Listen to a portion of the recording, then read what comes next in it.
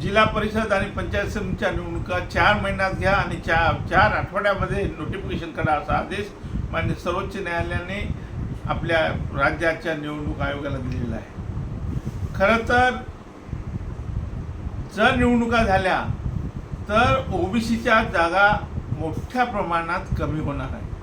कारण 50%च्या मर्यादेत आत 50%ची मर्यादा ओलांडू नका असाही आदेश सरकारला दिलेला आहे. खरं म्हणजे आमची मागणी होती की 50%च्या वर देता येईल, परंतु त्या संदर्भात सर्वोच्च न्यायालयाने कुठली दखल घेतली नाही आणि शेवटी जे व्हायचं तेच झालं आहे की ओबीसीची जनसंख्या जास्त असूनही या ठिकाणी आपल्या जिल्हा परिषदेमध्ये अनेक जागा अनेक जिल्ह्यामध्ये, ज्या जिल्ह्यामध्ये शेड्यूल ट्राईबची जनसंख्या जास्त आहे त्या जिल्ह्यामध्ये ह्या सीटा कमी होणार आहेत. आणि म्हणून माझी मागणी आहे की सरकारने वटहुकूम काढावा.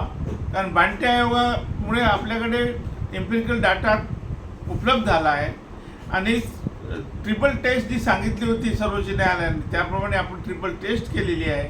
तेव्हा 50%च्या वर देता येईल अशा प्रकारचं परत आपण सर्वोच्च न्यायालयामध्ये जाऊन आणि वटहुकूम काढून ओबीसीचं संरक्षण करायला पाहिजे अशी आमची मागणी आहे.